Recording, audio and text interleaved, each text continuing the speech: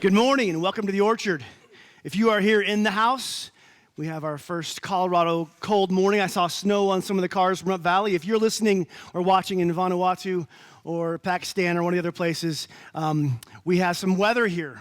People are bundled up. It's getting that time of year again. We are glad that you have joined us, whether you are here in the building or with us online live right now. We have been preaching through Genesis, and we have worked our way up to the life of Joseph. If you're just now joining us, you have a lot to catch up on, but today's message has plenty for you. It has plenty for each of us. It had something for me today. We looked at Joseph's life in chapter 37 last week. If you remember, he was the favored son.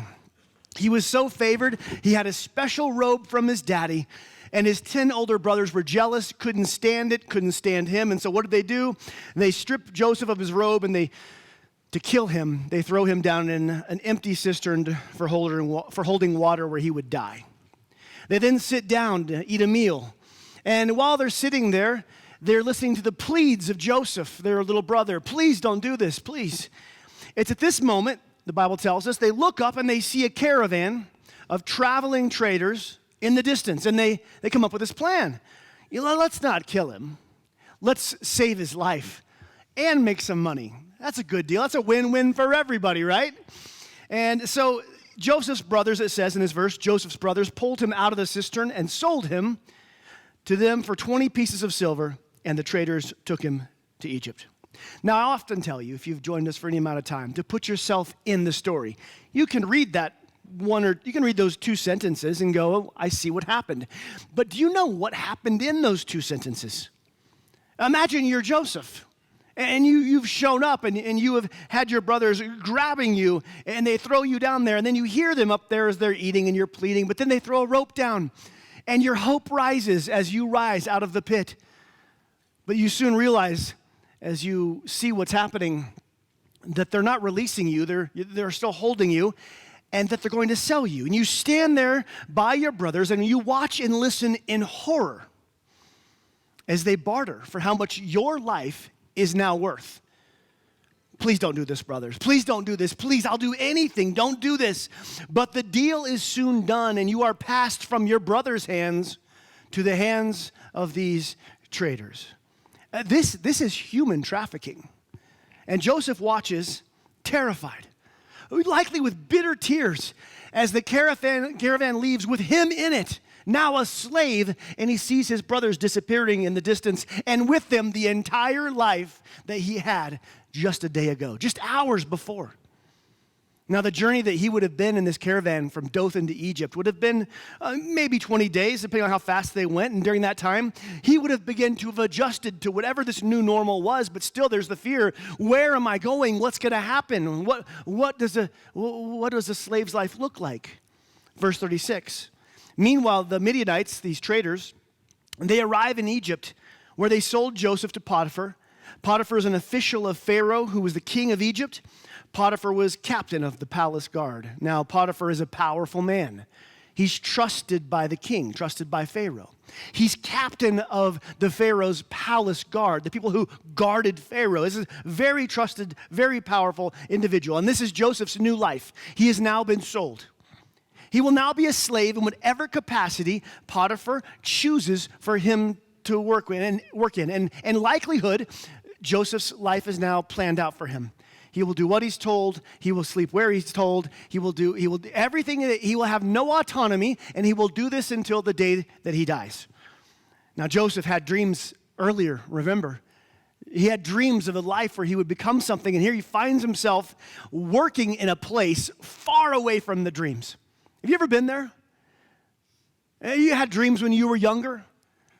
Dreams you'd become somebody, be somebody, do something with your life? Maybe you're in Potiphar's house now. Maybe you're working somewhere.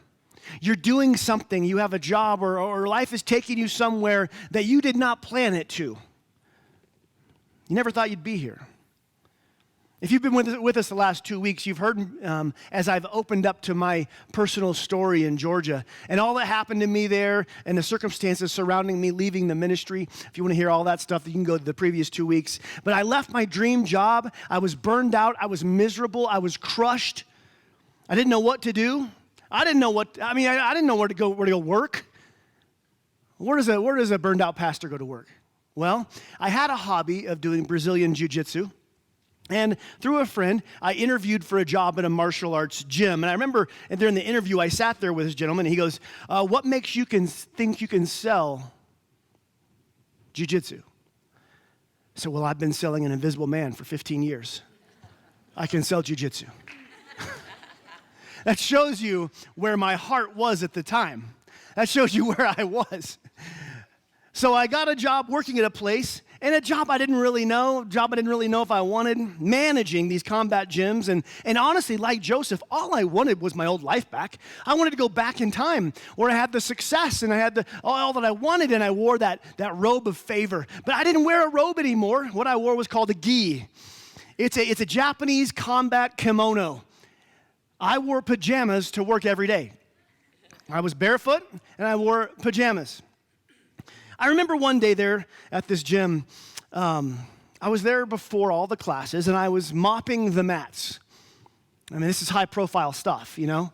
I'm there mopping the entire mats of this martial arts gym, just mindlessly doing it, when all of a sudden I freeze as something hits me. I realize that a year previous, on this day, at this very moment, I had been on stage in front of thousands with big lights, looking out at a lot of people. And there I am mopping a mat, and I look up. In the martial arts gym, they have mirrors on an entire wall. And I look up, and guess who's the only person looking back at me? Guess who my audience is now a year to the day to the moment later? Me, in my pajamas, holding a mop. Now, in that moment, I felt like Joseph, working in Potiphar's house.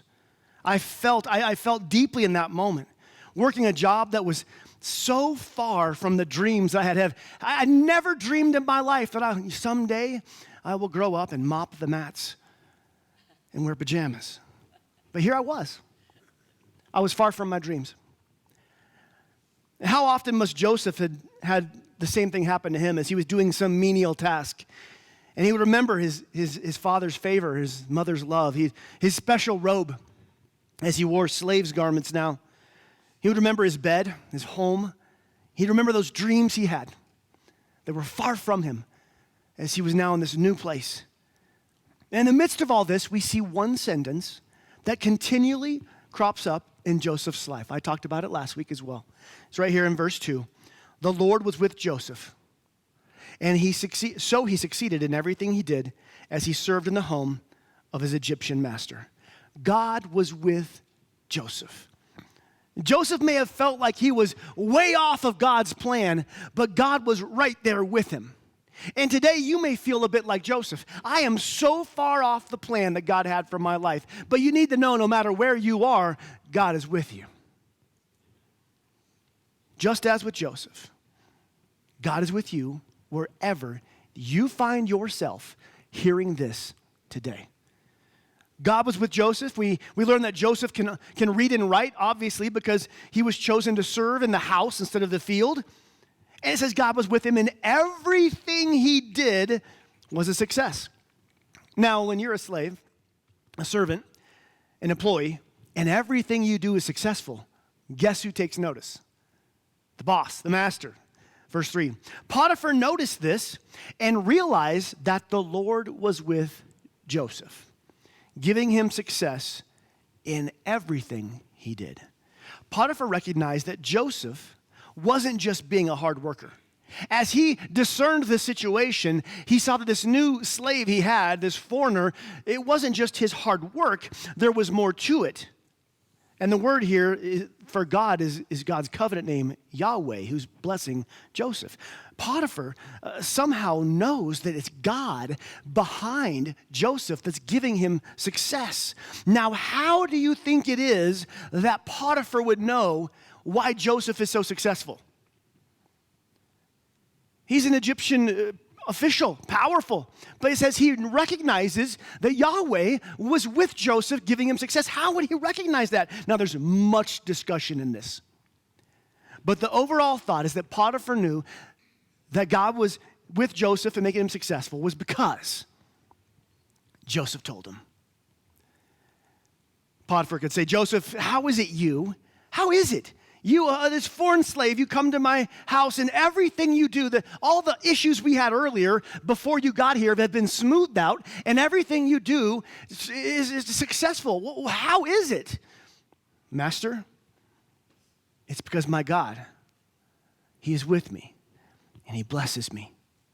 There are even some theologians who go so far to believe, based on contextual clues here and later on, that through Joseph's lifestyle and evangelism and honesty with Potiphar, Potiphar comes to faith in God. We don't know. But I want to pause for a moment and talk to those of you who work for somebody or along with somebody. You have a boss. You have coworkers. It could be a job you like, love. It could be a job that you loathe.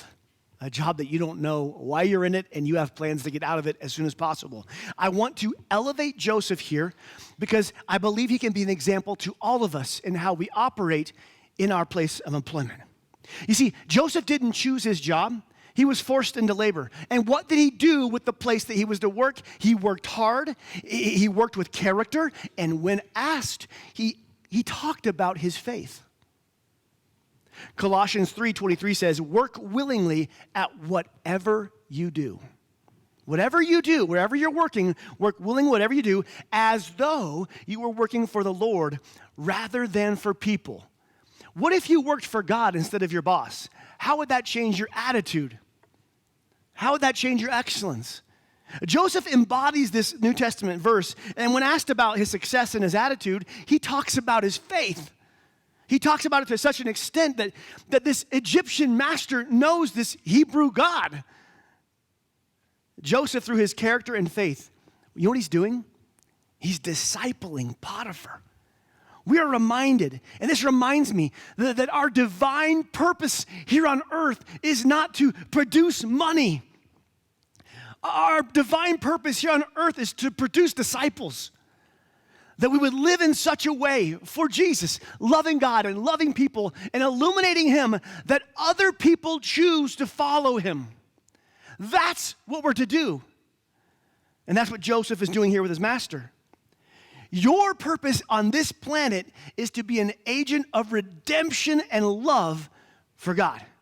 And you can do that as a plumber, as a businesswoman, as a mom or a dad, a student, a server, a builder, a teacher, whatever it is you are, jobless, homeless, it doesn't matter.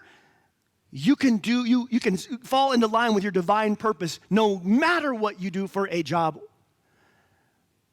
We get concerned about getting the right job, that we forget we're on this planet to find people who are far from God. We get so caught up in our career, we forget our calling. We get so caught up in the rat race that we lose sight that we're on this planet to reveal saving grace. We get so caught up in our employment when what matters most is our deployment. You've been deployed at this time in that job for those people to reveal God. Wherever you are deployed, like Joseph, work hard for God, not people. Know that God is with you and illuminate Jesus at every turn in your place of work. And when asked about your attitude or your success or your character, like Joseph, open up and talk about your faith. Joseph's success and character rises to the top here, and it gives us something to look at. Never forget this. You are not employed. You are deployed. God has placed you somewhere. And like Joseph, through character, integrity, and love and hard work to show and reveal Jesus Christ. Verse 4. All this success, this pleased Potiphar. So he soon made Joseph his personal attendant.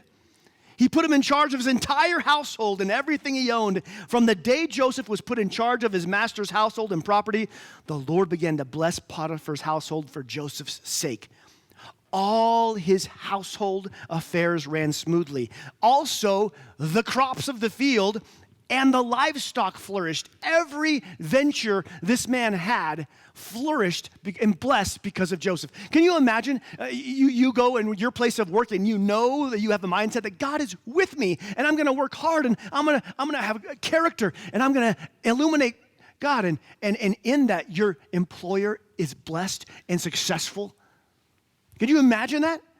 Potiphar is blessed simply because of God's favor on Joseph. And in verse 6, so Potiphar gave Joseph complete administrative responsibility over everything he owned. With Joseph, he didn't worry about a thing except what kind of food to eat.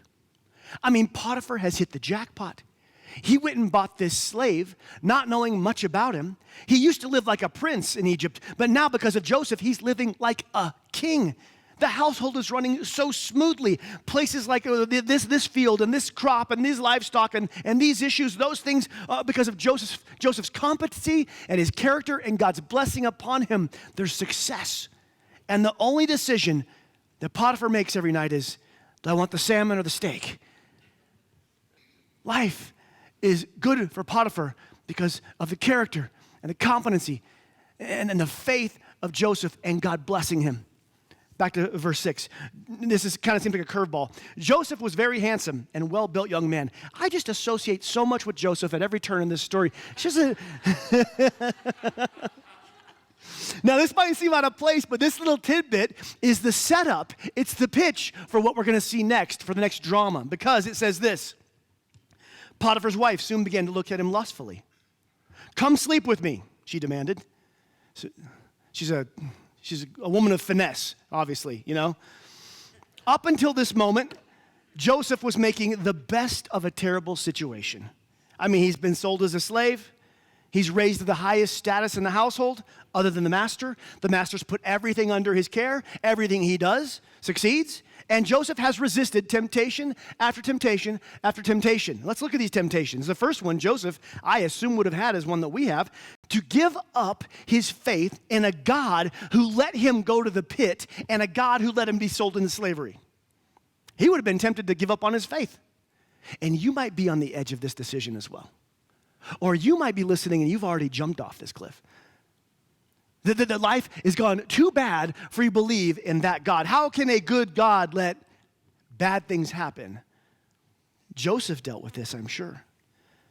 Imagine being a teenager in a wealthy family where you lacked nothing and violently taken from your family, human trafficked, chained, terrified, sold as a slave in a country far away. Your life is gone. Circumstances has closed the door on everything you loved and everybody who loved you.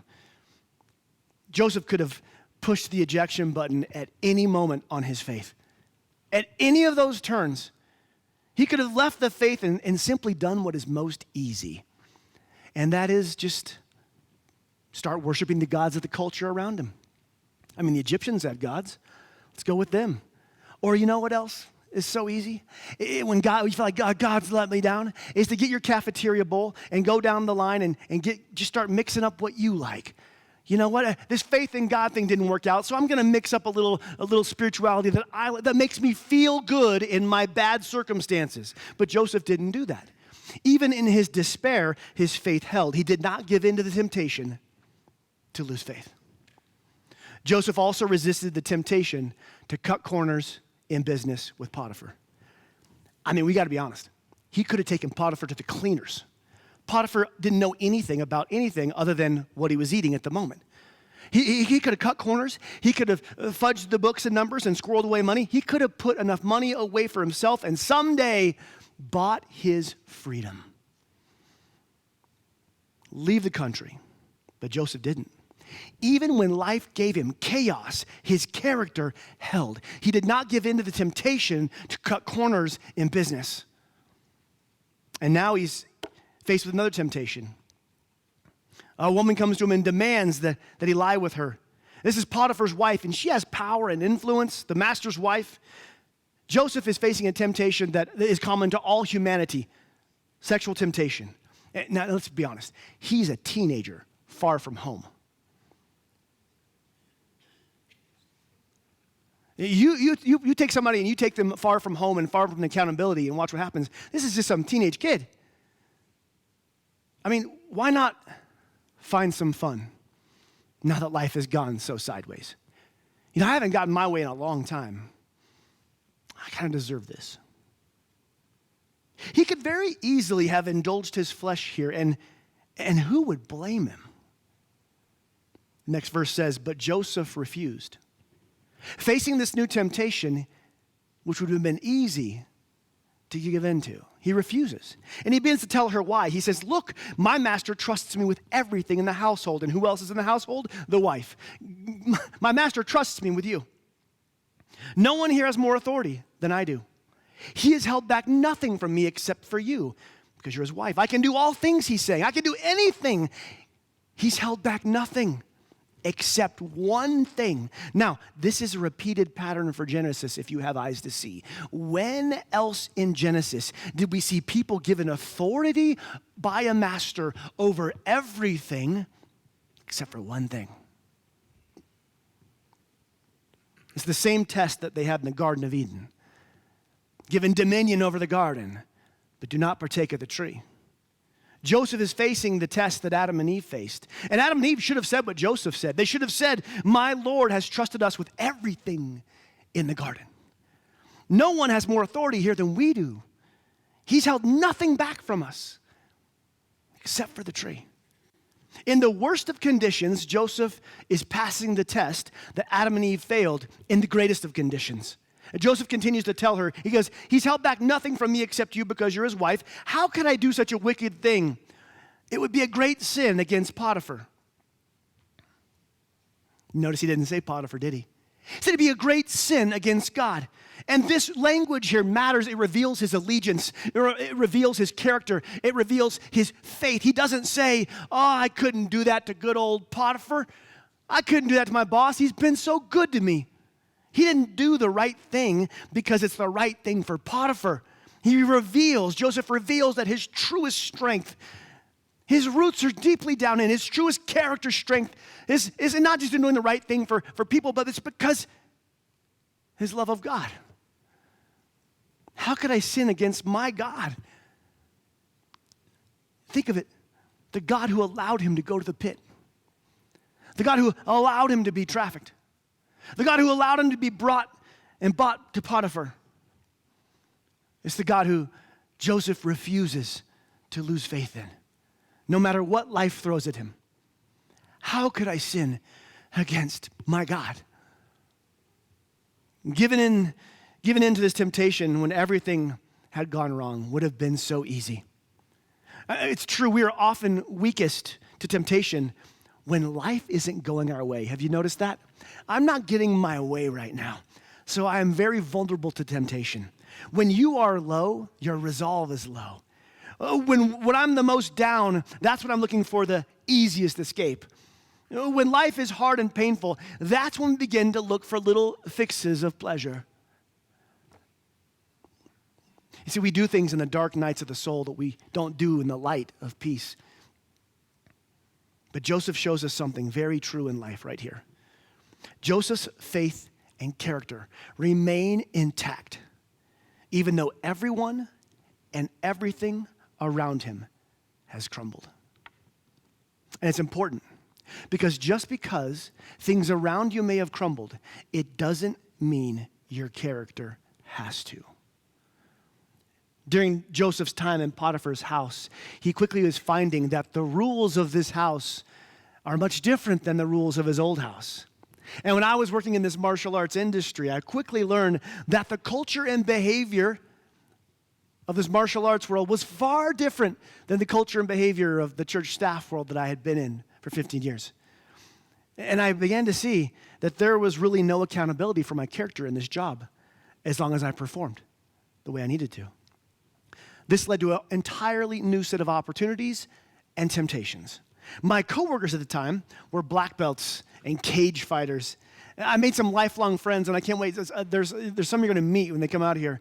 But for a lot of these guys, these were salty cage fighters. They earned money with their fists. And there's a lifestyle and a mentality that often, not always, comes with that. They had a different idea of fun than my previous church coworkers. It's hard to believe. They knew I'd been a pastor. They'd known some of my story as I opened up and we began to share and become friends. And they'd listen to me, and they want to help me. They want to help me, and they'd say, man, let us take you out tonight. Let's go to some strip clubs. You need to have some fun, man. You've got to move past this whole church thing. You deserve this. After all that's been done, man, you deserve this. Come hang out with us. They believed I should go out and sow my oats because I had been wronged.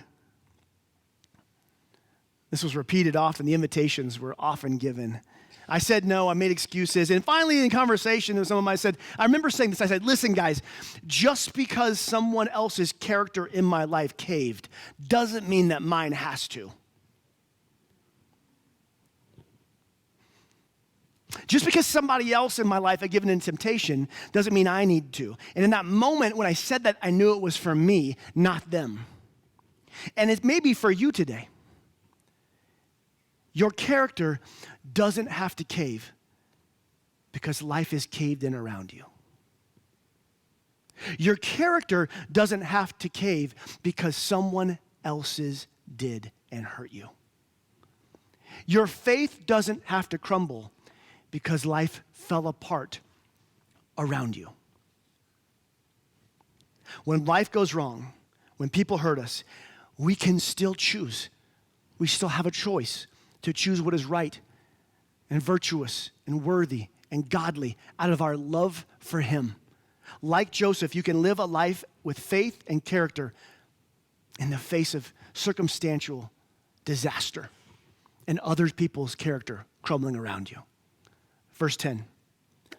Potiphar's wife kept putting pressure on Joseph day after day, but he refused to sleep with her, and he kept out of her way as much as possible. This is temptation. The pressure is relentless. When it comes to temptation, it continues. He refused and he held strong, but he does something else. He uses some wisdom here. If you know there's a place of temptation in your life, avoid it. If it's a person, avoid them as much as possible, like Joseph. If it's a place, avoid it as much as possible. Temptation is not something to flirt with. Verse 11, one day, however, no one else was around. She had this planned, I think, when he went in to do his work. She came and grabbed him by his cloak, his robe, his garment, demanding, come on, sleep with me. What Joseph does here is what many of us should do in the face of temptation. He tore himself away. His cloak was taken from him in her hand as he ran from the house. You see, Joseph doesn't hang around this temptation here. He fights when needed, and when necessary, he flees. Now, I want to pause the Joseph account here. We're going to pick it up next week. I want to pause Joseph here with the picture of him fleeing with another robe taken from him. That's the picture we see. I want to pause here and talk about temptation and how Joseph dealt with it and how maybe we can deal with it. And the first step when it comes to temptation is to look at your life honestly and take an honest assessment and say, where am I currently already caving to temptation? And make a decision, the first decision, resist it. So first, when it comes to temptation, the first thing is resist it. There's likely areas where you're not fighting for your purity. It's time to resist. Join the resistance. But listen, not just with your willpower. I'm not saying like just white knuckle it. I'm never going to do that again. How's that ever worked out for you? Ever. Not with willpower, but with God's power. James 4:7 says, submit to God, resist the evil one, and he will flee. The next verse says, come near to God. This resistance is sandwiched between submitting to God and coming near to God. And that is how we begin our resistance with submitting and coming near, because we need supernatural power, not willpower. We have an enemy who tempts us, but also tell me we don't live in a culture. Tell me that we don't live in a society that is just, there's temptation at every turn. To resist, you will need to draw near to God.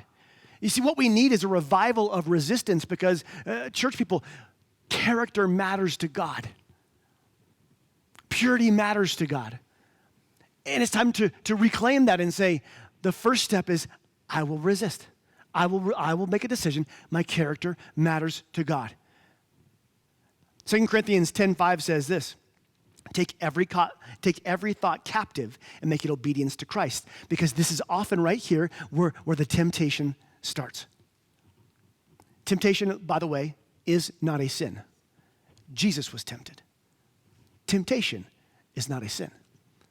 Take those temptations captive and refuse to indulge them. That verse right there has been an important one for me as thoughts come in, taking them captive, visualizing that verse has been helpful. And I want to remind you of something. How did Jesus fight temptation in his life? He was out in the desert. The enemy came to him and tempted him 3 times. Do you know what he did? He quoted the Bible. He had memorized Bible verses. You see, we think the Bible verses are kind of sweet or nice, and we underline them. That's a nugget I need for the day. You find yourself some verses to go to war with. Find a verse that doesn't just make you feel good today. Find a verse that you can take with you, because that Bible verse, that sentence in your head, becomes a sword in your hand when you're facing temptation. Arm yourself with what you need to stand firm. Jesus, all-powerful, did that very thing as he pulled out God's truth, God's word to fight temptation. First thing you do is you resist it. Well, second thing we do, you own it. Own your sin. Own it in your heart and call it what it is. And the places that you have already failed or crossed the line, own it. Don't blame someone else. Oh, but they did this to me, so I'm kind of off the hook. I justify. Own your sin. Own 100% of your part of it. You chose it. And when you own it, guess what you can do? You can also own where you're tempted. I have something get your pens out. I have something groundbreaking I want to tell you. I have found the best way to avoid ice cream is to not go into ice cream shops. Amen? Know your danger zones and stay away from them as best you can. Joseph did that as best he could. He stayed away. Many of us walk into life's ice cream shops and we were all surprised when we walked out with a cone in our hand. How did that happen? I was trying to avoid sexual sin and I made plans to go be alone with someone. Whoa, how did the ice cream get in my hand? Like, we need to know our places of weakness. Know where you can be tempted and avoid it as much as you can. Do you want to avoid sexual sinkholes? Don't be alone together. Avoid internet sinkholes. Don't be alone when you're low. Get accountability programs. Get accountability partners.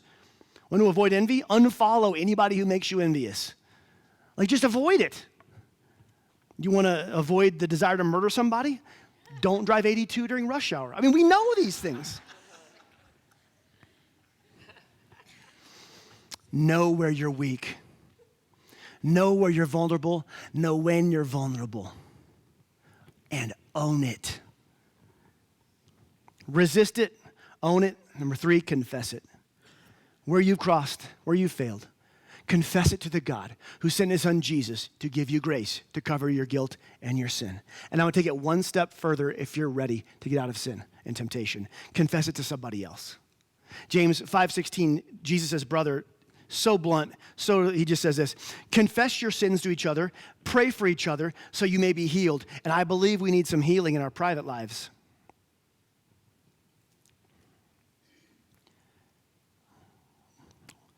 What do you need to confess? Where do you need somebody praying for you in those areas? Where do you need to be praying for some other accountability person? Where do you need healing in your life? If you're serious about stopping some sin, tell somebody. Confess to them where you're struggling. Ask for help if need be. It is often our pride that keeps us from getting help, and therefore it's often our pride that is hurting us the most. Where you failed, confess it. At the end of the sermon, in the service, when we take communion and we have this little thing here, that's the symbol of something powerful, the broken body of Jesus and the shed blood. Before you partake of the symbols of grace and sacrifice, use that moment to confess and own your stuff. Resist it, own it, confess it, and finally walk it. What does that mean? Well, Galatians 5:16, walk in the Spirit, then you won't be doing what your sinful nature craves. And it's good to know that know that you have a sinful nature that craves things that are contrary to God's way. Walk in the Spirit so you will not gratify those sinful natures. Do you know why your daily relationship with God is so important? Why knowing his word and knowing his promises? It's because in that relationship, in walking with the Spirit, when you can't walk with the Spirit if you're not walking and keeping track, letting him guide you. Walking with the Spirit is an intentional thing. Knowing God, reading his word, finding his truth, aligning with his truth, praying, listening, getting accountability, having a small group, all the things that God said, this is what following me is. That moment by moment, we would be hearing from his Spirit, prompted and nudged on where to go, when to fight, when to flee, following the conviction of the Spirit. Because God's Spirit wants to lead you on paths of righteousness.